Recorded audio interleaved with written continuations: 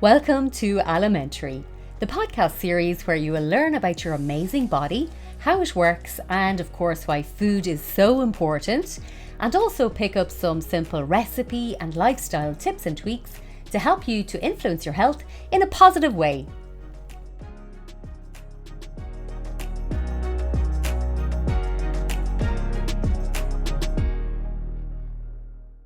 Welcome back to Alimentary. In this episode, we are exploring a subject that touches so many lives and is part of my own journey, and that is fertility.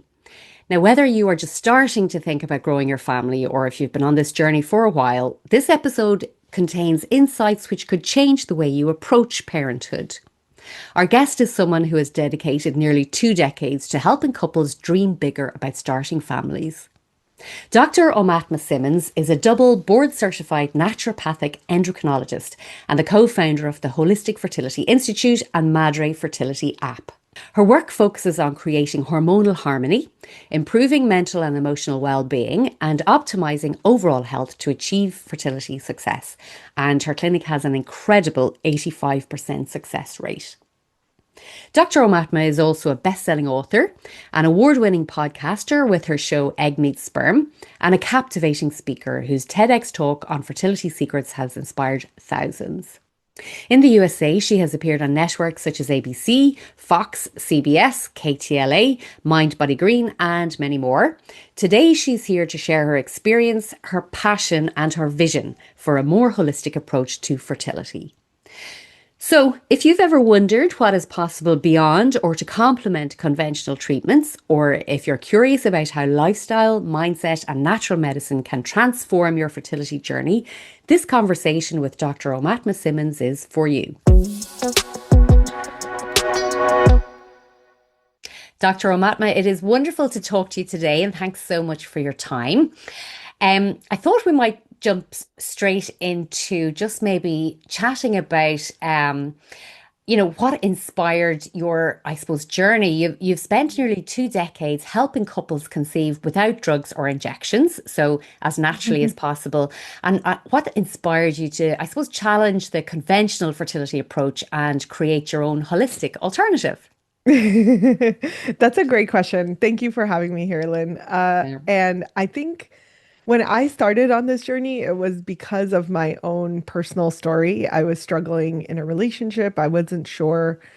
My intuition was telling me like I was not in the right place to be having a child with this person. And it led me to just kind of researching and trying to figure out what I could do for myself.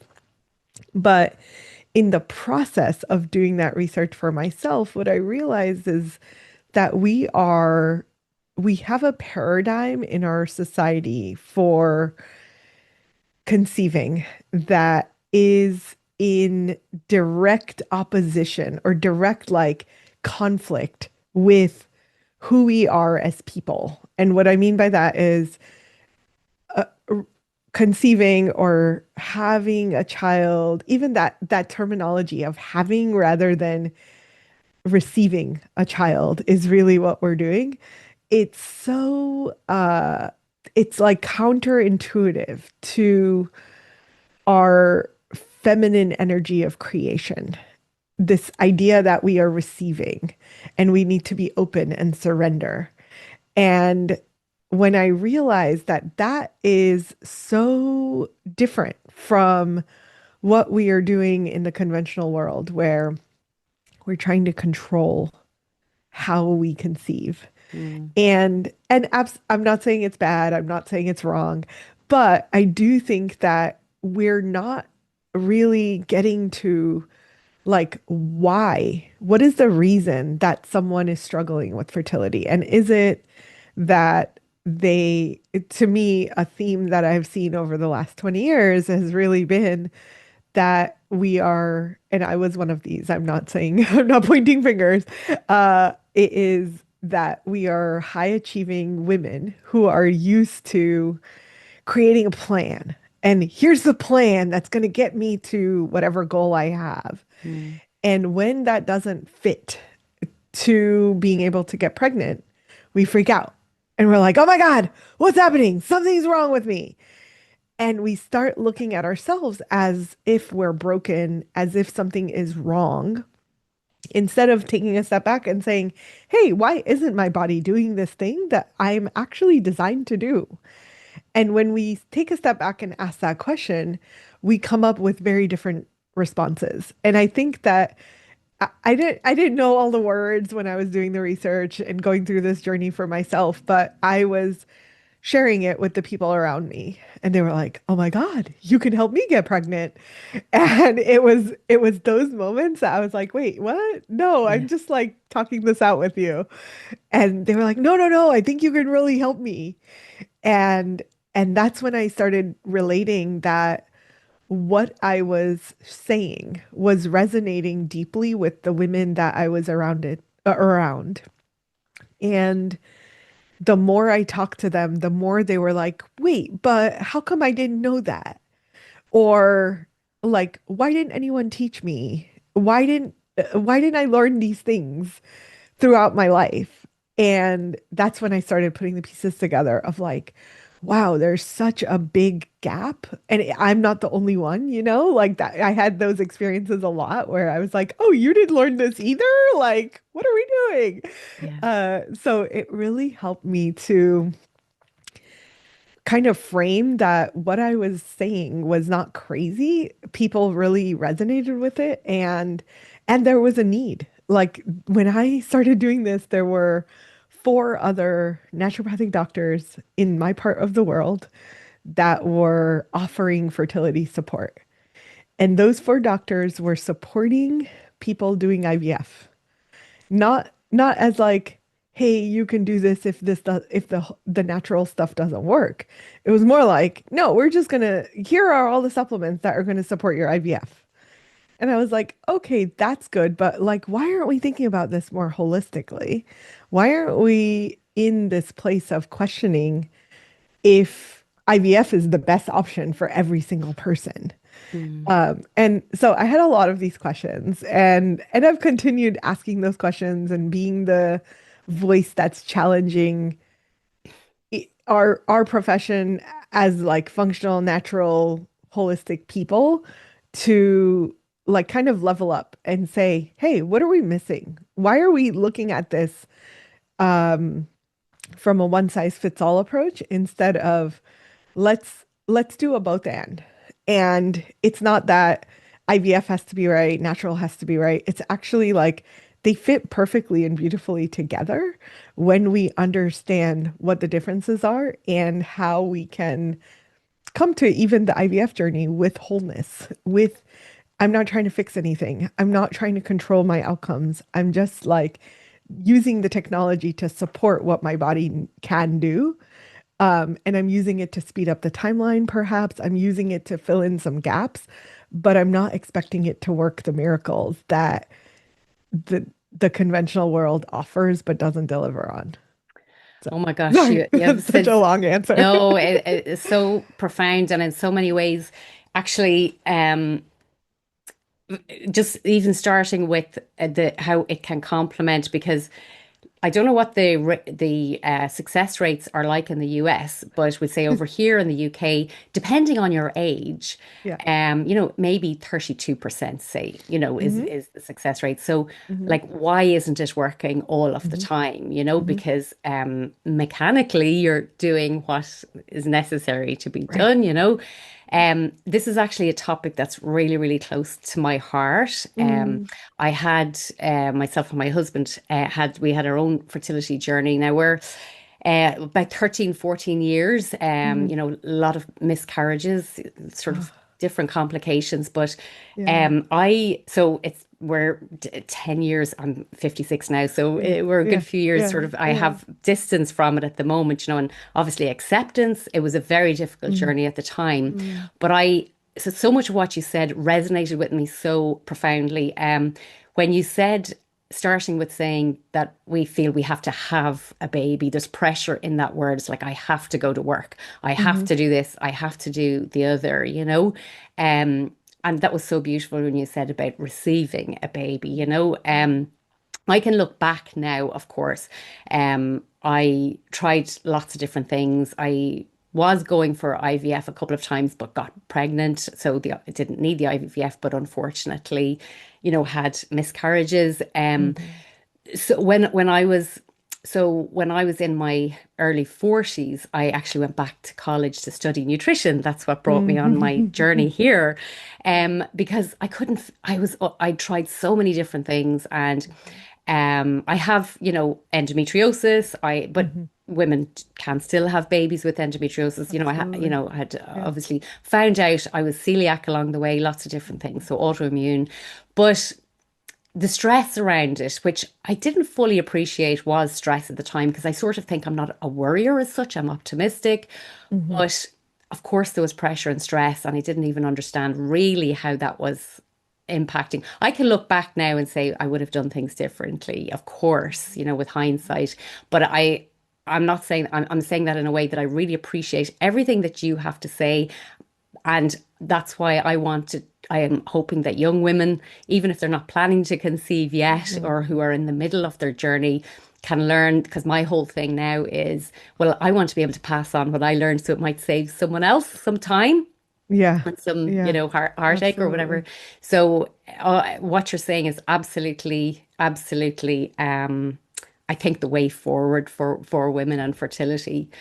So, I suppose we've mentioned stress. So, how much does emotional and mental health influence fertility? And are there any practices that couples could incorporate, to strengthen Hmm. their mental health and their connection? Hmm. Yeah, absolutely. So, the pressure and stress is pretty intense on the fertility journey, even if we don't realize it. And there are so many people that I talk to that I say, "Oh, I'm not stressed. My Yeah, life is good. I'm not stressed. It's just this thing. Like I wish I could just have a baby." Um, and I think that the level of stress that is happening is sometimes unacknowledged because we aren't always aware of what is happening physiologically when we are quote unquote trying and it's not happening. And I put that in quotes because I like, again, I feel like there's so much of this energy of control and like it has to happen now. And women are walking around with this pressure. And then we put it onto our partners and we say, you better get home right now. I don't care if you're working. I don't care if you're in a meeting. Today is the day now. And the man goes, oh my God, are you serious right now? And is it really that serious? And we, like, women in turn will be like, oh, but like, I thought you wanted this too. And like all of the emotions that are around it. Whereas when we take the pressure away, and one of the biggest things that I think I have been doing that is really working is to educate the male partner on what is actually happening in the female body, the hormones, what's shifting when, basically like a crash course in female menstrual cycles, right? yeah, And specifically that time around ovulation and how he can tap into her ovulation time with a little bit more space. And for women to understand that it's not actually this very short window of time when you get the positive LH strip test that you need to be working on conceiving, but to take that like 2 to 3 hour window and really expand it to actually you have like a 5 day window and you could be having sex anytime within those 5 days and be okay. And the number of women that come back and are like, oh my God, I didn't realize I was ovulating. I wasn't even ovulating yet. And it's like, yeah, because the sperm survived for 5 days. Like we were biologically designed to not have to stress about it. yeah, And it's not the timing that is going to make it or break it. And, and when they start to realize and understand that, and when they allow their male partner to be the masculine energy that is needed to initiate sex, to decide when that baby is going to happen, traditional societies have always had the male as the decider, Yeah. not the female. So now we're trying to like flip and control the outcome when it's actually it's in his paradigm to do that. Then when we flip it back, then he can be in the driver's seat again. And that's going to feel better for him. 50% of ED will go away just from that. And a lot of men on their fertility journeys will report having erectile dysfunction From the because, pressure. yeah, Yeah. it's the pressure. They don't have any hormone or biological or physiological issue. It's literally just the pressure of, oh my God, am I going to be able to give her a baby? Right? And Yeah. like, again, the words, And right? men don't often talk about their emotions around the whole, process, if you like, Yep. Yep. because yeah, it's good to Yep. see it from both sides. Yeah. Yeah. And like, I think men are just so amazing. Like when they step into that role and they'll come back and try to say, "Hey, I'm looking at my partner's charts." They're talking about temperature charts. And they're like, "I think based on what you've taught me, like this is the right window." And they're trying to confirm if it's true, like what they've learned is true. And I'll be like, "Yeah, exactly, you got it."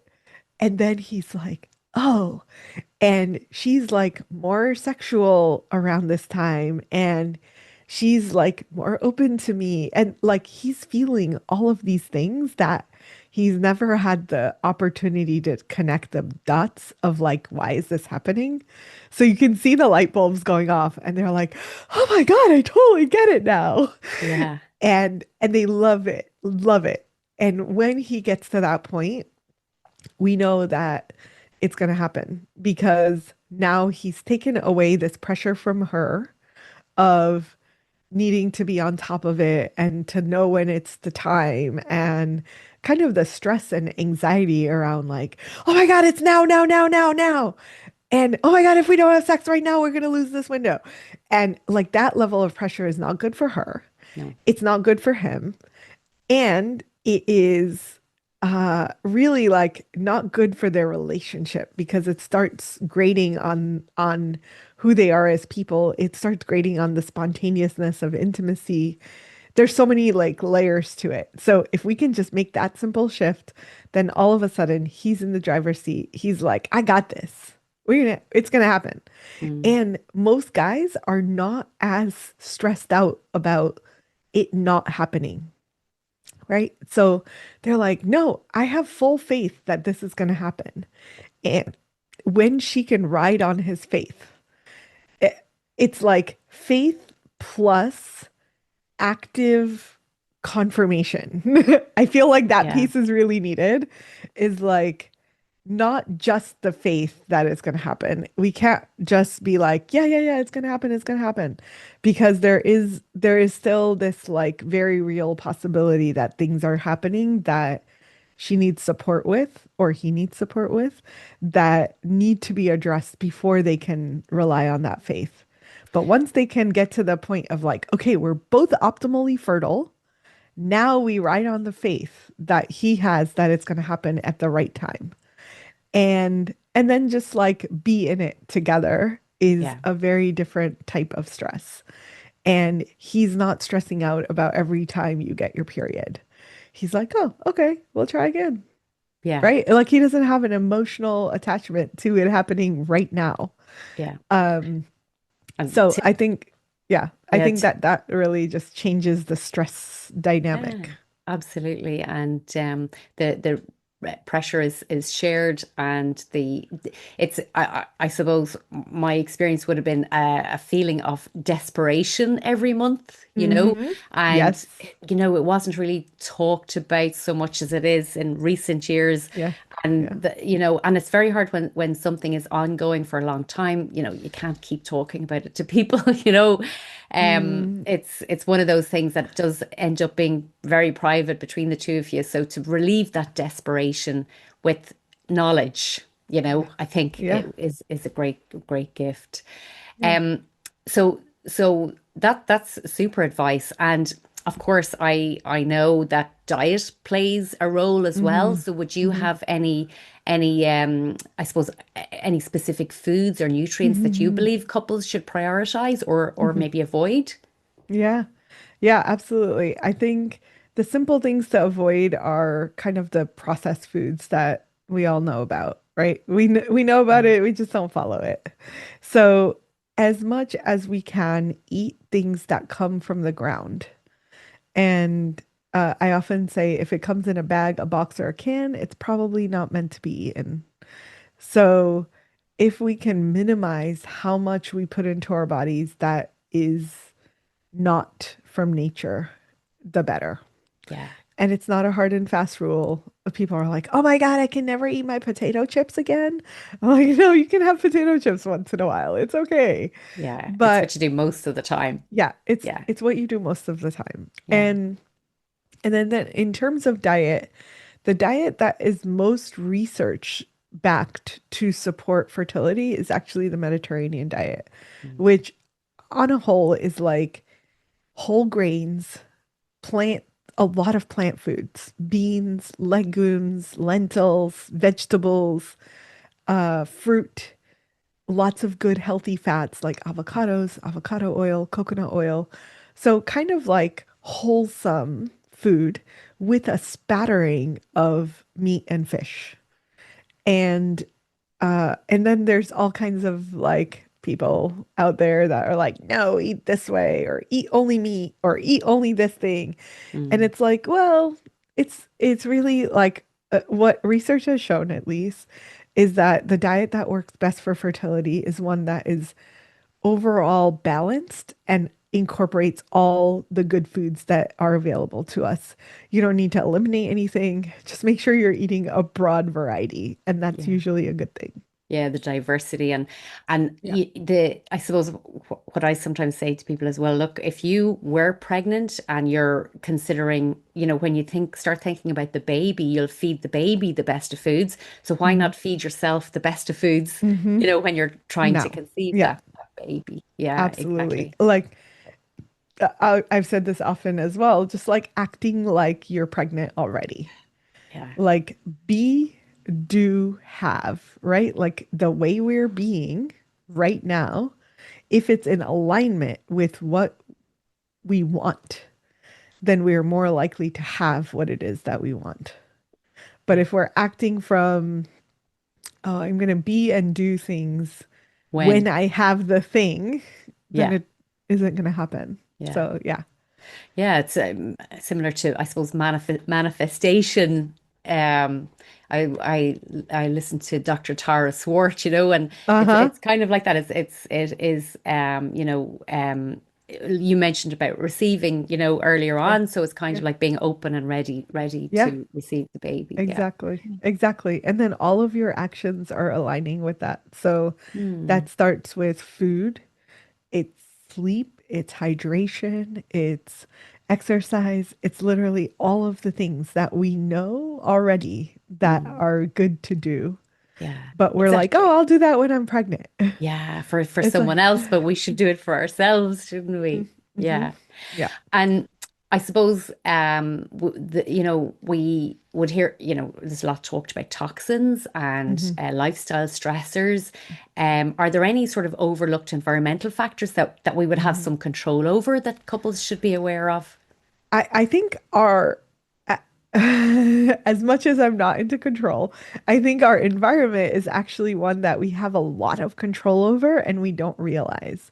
So we make a lot of like choices that are not in alignment with what it is that we want.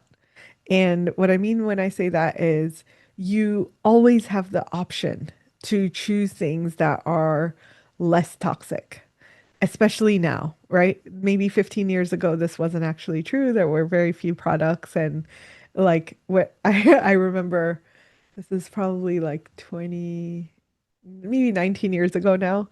It was my wedding day or like pre-wedding day, and I was planning like what was I going to do for makeup and all this. And I went to the store to look for makeup because I never wear makeup at that point. It was like, I just can't because there's nothing natural available. Yeah. So I go to the store, I'm reading all these labels, and I'm like, there's nothing. Like everything is chemicals. And most people would be like, it's just one day, get over it. I had such a hard time with that I went to like multiple different stores and then eventually like came to the same conclusion. I was like, it's just one day, I'll get over it. Yeah. Uh, Yeah. but it just took so much, I remember. But now, like we have access to so many options.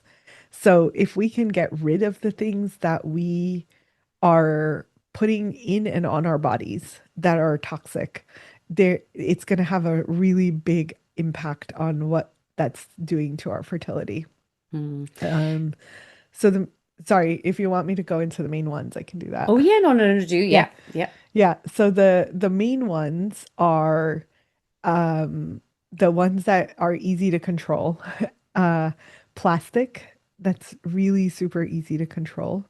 Switch out all of your containers at home to glass containers. And even that, there's been a shift. Now there's glass containers with bamboo lids. Amazing. If you can get those, great. They're pricey. But like 10 years ago, that wasn't available. So when I switched out all of our containers, all of the lids are plastic. So what do? I'm like, well, it's glass. If I just wait for it to cool on the countertop and then put the lid on, it will have less exposure, right? Yeah. So you're trying to do the best you can with what you have available within reason, right? Like I could go out and buy all new lids and go crazy with it, but I haven't. I'm like, you know what? We're okay. Like Yeah. it's gonna be okay Yeah. if we just cool the food and then stick it in the fridge with the lid on. It's fine. So, plastic is really easy to swap out. Plastic water bottles, I find a lot of people are still using those. It's incredible to me. Like in this I day and know. age, you should be Mm. able to get metal, stainless steel, or glass. That's easy. Um, I've had people say to me, "Oh, I'm trying to get all of my cleaning supplies in glass." And I'm like, "Yeah, you probably don't need to go that far, right? Like it's okay if your cleaning supplies are in a plastic bottle. That's not the worst thing ever. It's going on a counter. You're wiping it away. Um, but it will matter what's in the cleaning supplies. So if you can get cleaner cleaning supplies that are often those things are filled with phthalates, which have an endocrine disrupting quality. So the phthalates are the things that smell good. So all the things that smell good, probably chemical. So trying to switch to things that are more natural, free of odor, free of smell, or essential oils if you have to have something that smells good. Or sometimes I say just buy the thing without anything and then buy your own essential oils and drip it into that. Easy. You have to pay Yeah. extra for the more expensive stuff. So you can do a lot within that. The one that I think gets skipped over a lot is glyphosate. And Mm. this is probably my one like major thing that we could be doing, especially for women's reproductive tracts, is switching out pads and tampons. Those the cotton plants are very much sprayed with glyphosate. Even the things that say organic, all the farms are right next to each other. So the crossover is really Oh frequent. my gosh. Yeah. So ideally, we're not using pads and tampons at all. We can do with menstrual cups or discs or all the new things that are now period panties. Again, so many options for you to choose from, uh, and really lower the use of pads and tampons because those are very destructive to the microbiome of the vagina. And we absorb that, the tissue there just absorbs everything. So if you're putting chemicals and toxins in that area in particular, it's going right into the bloodstream and the ovaries are right there. So Of as course. much as, Yeah. yeah, as much as we can eliminate that is going to go a long ways. Yeah, that's all obvious when you say it, you know. But we mightn't think about it at the time. I'll actually put a link in the show notes to there's a lady in over this part of the world, Nancy Birtwistle, and Mhm. she makes her own cleaning products. So Mhm. I actually have her book. So I've been making my own cleaning products at Nice. home and using the essential oil. So I'll put a link to in the show notes Yeah. to that too, and maybe I'll find some of those the period products as well. Mhm. That's brilliant. Are there any other, I suppose, issues around the menstrual cycle or biological rhythms or cycles that that couples should pay attention to, you know, to increase their chances of conception? Mhm. Yeah. So there's so many things around the cycle. The Mm. cycle is everything, right? Yeah. So it depends on where we're starting out. If we're saying, hey, this woman that we're talking about has period pain. Let's suppose that's her main thing.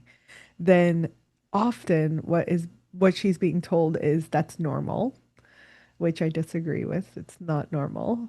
We do not need to be in pain every single month.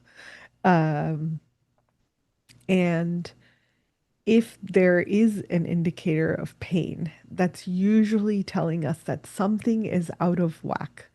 Something in the physiology is getting triggered for the body to receive the signal of pain. So we need to figure out what that thing is. And if we can figure out where that pain is coming from, it's often like prostaglandins that are getting triggered in the uterus, and they're getting triggered because of inflammation, because of like local hormonal reactions that shouldn't be happening.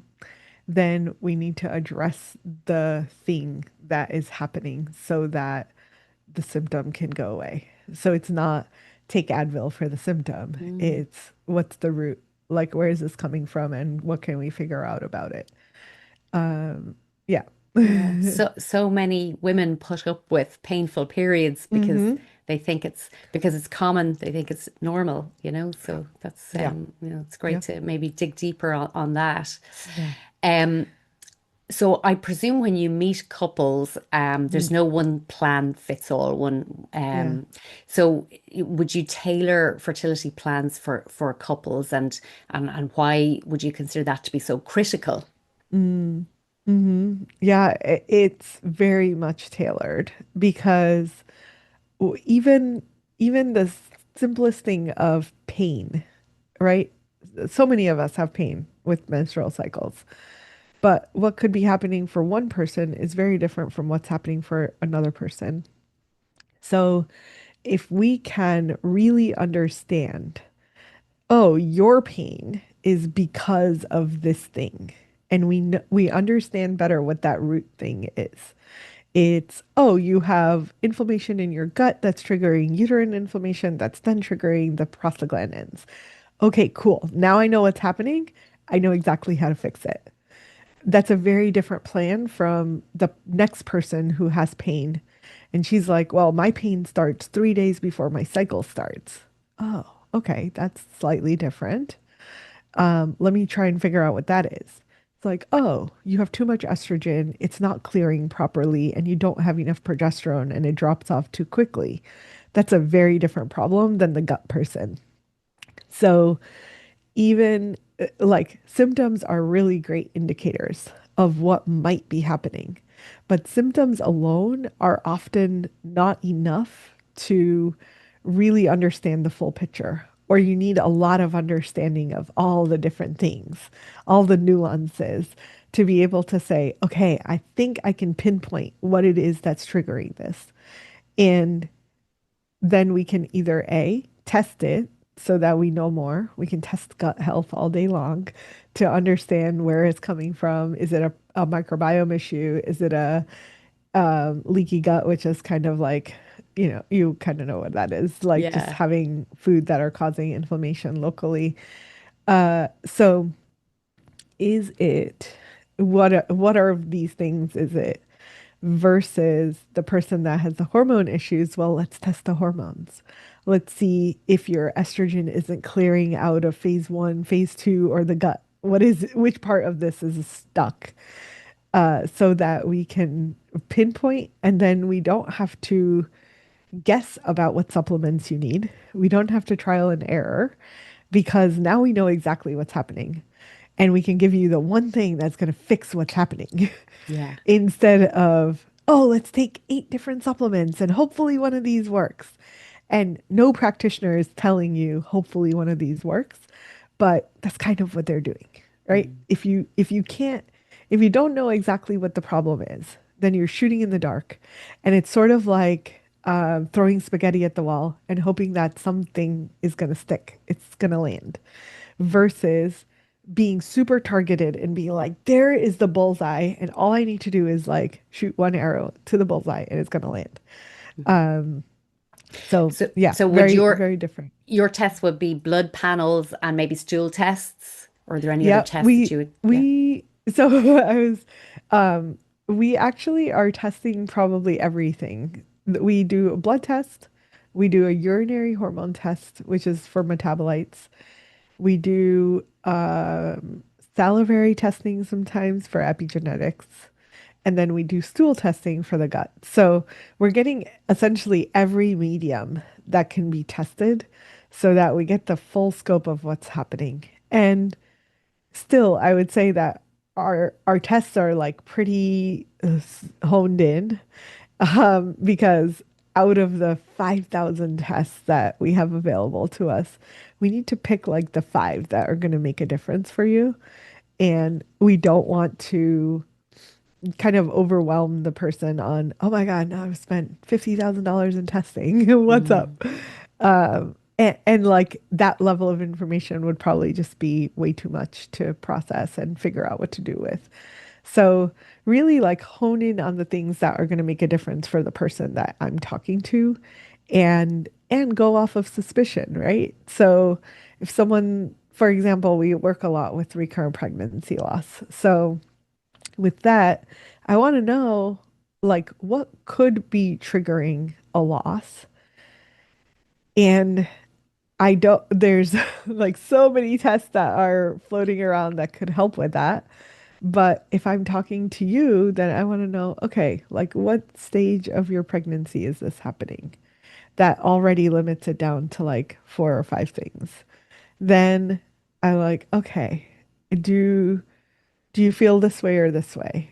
Right? That helps me narrow it down more. So essentially like questions and talking, like old school doctors used to do, like talk to the person in front of you and try to figure out what is it that could be happening. You have a theory about it, and then the test is actually the proof.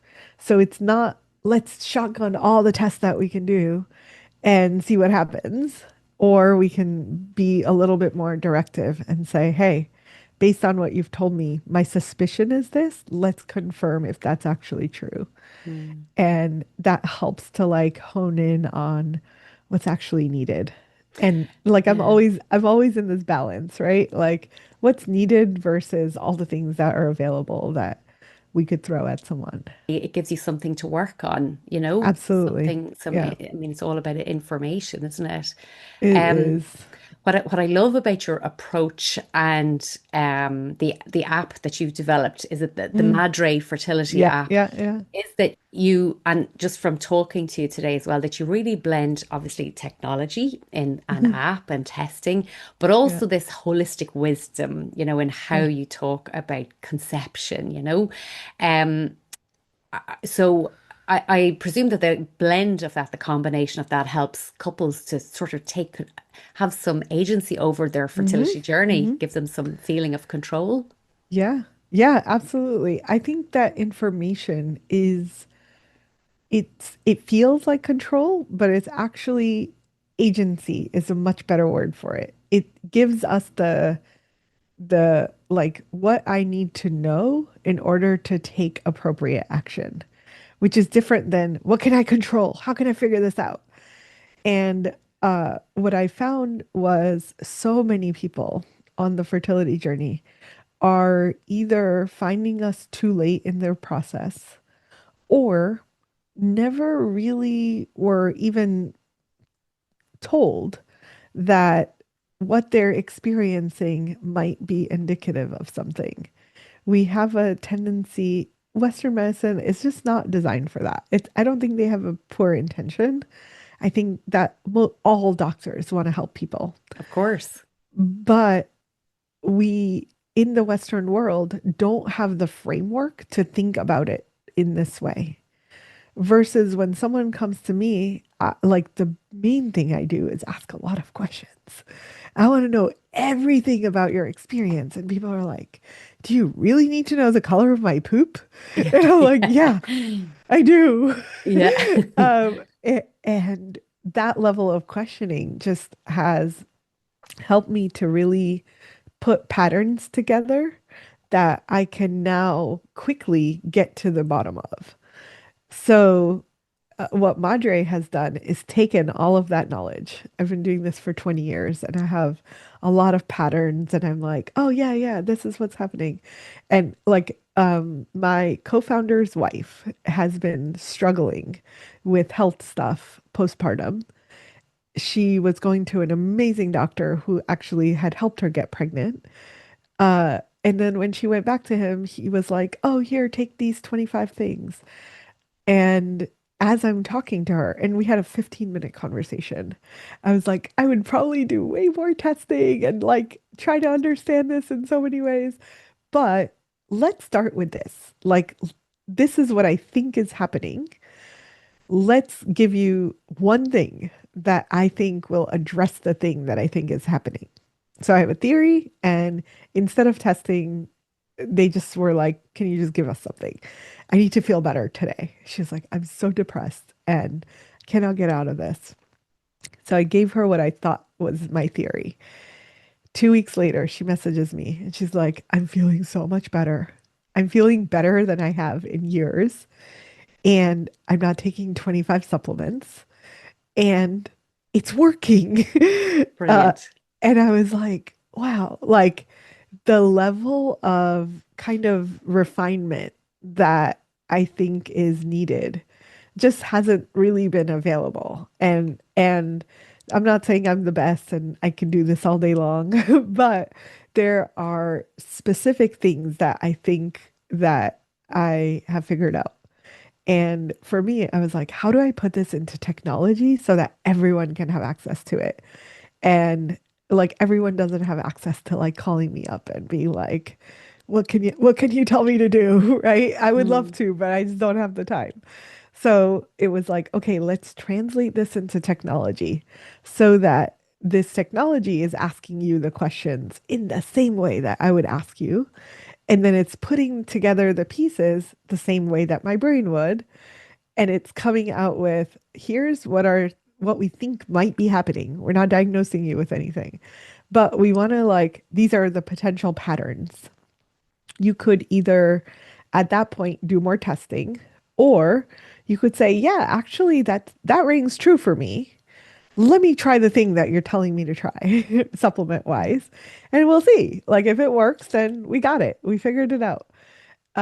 So my goal is really to get to these people that are struggling, that maybe haven't been told that something is potentially happening under the surface, and all of their symptoms are kind of a pattern rather than disparate symptoms that don't give us any information.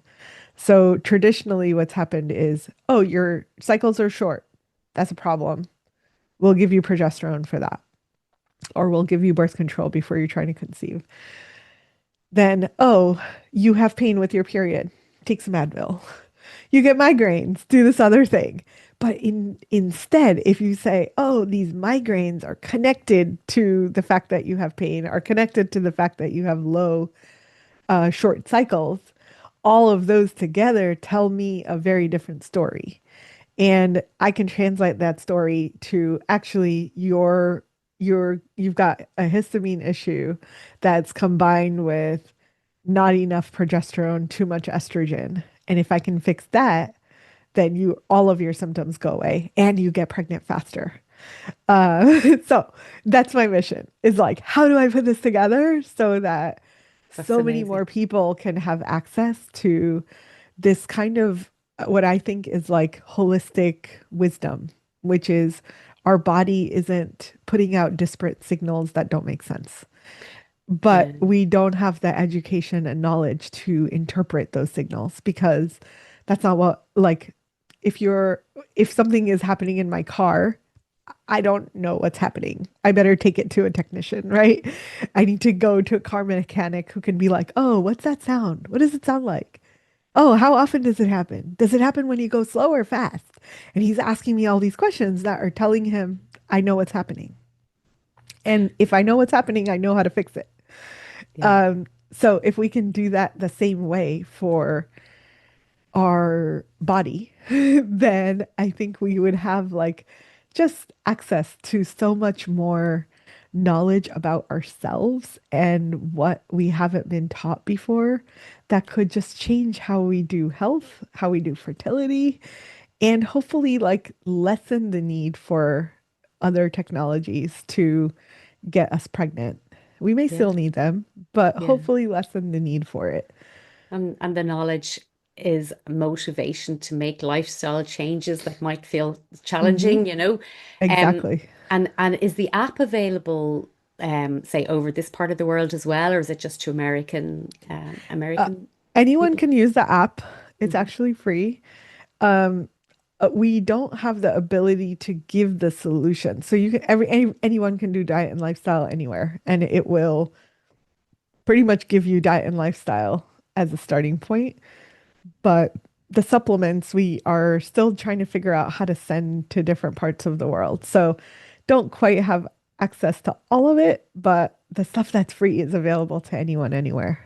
That's Uh, amazing. That's great. Yeah. yeah. It's an approach that I wholly believe in. Obviously, I know that medical procedures can help for sure. So I'm not saying that, but taking the holistic approach can only increase the chances of Mm, other procedures working really, yeah. can't they, and increase that success rate. I remember when I think I was about 42 and I rang this like top clinic in London who had this new procedure out, and they wouldn't actually take me on because they said at my age the success rate would only be like 2 or 3%. Hmm. And so, oh my gosh, that was like gut So wrenching, yeah, yeah, yeah. heartbreaking. Yeah. So, you're just trying to do everything that you can for yourself. Hmm. So of course that's not the case. A lot of fertility clinics would have. That was just one Hmm. experience that I had because it was a particular procedure that I thought might help. But um, there are some amazing fertility clinics, of course. Yeah. So that is fantastic. Now you encourage couples to dream bigger about starting families. So Yeah. how does shifting a mindset transform the fertility experience for couples? I think a lot of people are, at least the ones that I talk to, their dream is maybe they want two children or they want three children. And they're like, well, let's just focus on the one, right? I just want to focus on the first one because that's not happened and it's been 3 years. Yeah, And I'm like, okay, but what is the dream that you're trying to create? What does your ideal family look like? And they say, oh, if I could, I would love to have two. And they're saying it with like their heart is opening and they're feeling what it would feel like to have their ideal family. And I I think that that has value. So this is not about like false hope or like, yeah, you can totally do that. But I want to know the biggest picture because then we're going to design a plan that gets you to that, not that gets you to have a baby, right? Does that make sense? And it's yes, it's even oftentimes people can't even vision the having the baby. They're like, I just want to get pregnant. I'm like, okay, and you get pregnant and then what? And they're like, yeah. well, hopefully I'll have a baby at the end of that. Like, okay, so your mission is actually to have a baby. It's not to get pregnant. Oh my That gosh, that positive is, pregnancy yes, test yes. is not the end goal. Yet for so many women, they're like, oh, I just want to have a positive pregnancy test. I'm like, okay, and what? Like the number of women that are having positive pregnancy tests that don't actually have the baby at the end is really high. Yeah. And it's heartbreaking when you're going through that. So I want you to have your vision really solid because then we're creating for your vision. We're not creating for a positive pregnancy test, which is what most providers are actually doing, right? Like you go into an IVF clinic, well, you had the positive pregnancy test. We're done. Our job is done. We were successful. And I'm Yes. like, Yeah. well, you're not really Yeah. successful till you have the baby at the end of Yeah. it. Yeah. So it is, I think it's so important the way that we use language and the way that we create the vision and the reality that we want to be living in. Because the more clear that we are about that, as scary as it is, I get it. It feels super vulnerable to be like, my goal is this big old thing, not this one little piece of it. Yeah. And it scares a lot of people. It scares me. I have so many goals that I'm like, holy shit, I don't want to say it out loud. Yeah. But saying it out loud makes it 10 times more likely to happen. Yeah. And it does something in your brain, doesn't it? In your subconscious to say it out loud or write it down. Yeah. Yeah. Yeah. Yeah. Absolutely. And then you keep visioning what it feels like. And like I had one of our like very lovely ladies who's been struggling for a very long time. She did a workshop this weekend that helped her get clear on the vision. And she was like, it's actually two babies. And like you could just feel her body get lighter and light up. And she was like, I was visioning that this little girl, she was 3 years old, and she's saying, my little brother's on the way. Is like, oh, so beautiful. Yeah. And I was like, that's beautiful. Like, that's the vision that I want you to hold, not the I'm having difficulty getting pregnant. Like, yes, it's going to happen when you have your vision really clear, aligned. And this is all the manifestation stuff, right? It's Mm, Dr. Tara talks about this, Dr. Joe Dispenza talks about this. It's like you have to feel in your body what the feeling is to have the dream that you want. mm. And if you can keep feeling that, then you're working towards the big dream, not the little milestones along the way that are getting you there. That is so lovely that you helped her with that because when your journey is taking a long time, you get stuck in that shift of desperation Yeah. and I just want the positive test. And it does start to feel like you're dreaming too big, when you start to feel like you're Yep. you're failing. So that's Yep. a lovely part of what you do, to help that mindset shift. I always say to people as well that a thought can, an example that I gave of how a thought can make something happen in your body is very simply say you're on your way home and you know that your favorite dinner is waiting for you, your favorite meal. Hmm. You start to salivate when you think about Hmm. eating it. So Yeah. you've had a thought and your body has had a reaction, you Yeah. know. So absolutely our thoughts make a difference. Hmm. Absolutely. Yeah. Yeah. What a lovely chat, Dr. Aumatma, and so interesting. And I just love your holistic approach, which will complement, obviously, any other procedures that anybody's doing, but also may help to provide the results before, needing those procedures. So it's absolutely fabulous and wonderful the work that you do. Thank you so much for coming on and chatting about it today. Thank you so much for having me, Lynn. This was just such a beautiful conversation.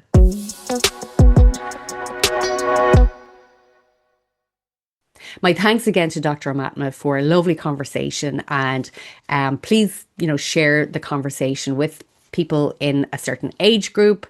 Even if you're not on a fertility journey yourself, there might be somebody in your group who you're not even aware of is on that journey. And it's very difficult to talk about for lots of reasons, which I think we should probably cover in another episode. So now we're going to move on to the store cupboard staple for this episode, and we are going to focus on a fruit which is considered to support fertility, and that is the delicious date. Now, these sweet, nutrient-packed fruits have been celebrated for fertility in Ayurveda for centuries, and modern science backs up their benefits. So dates are one of the oldest cultivated fruits in the world, with a history stretching back over 6,000 years. They're native to the Middle East and North Africa.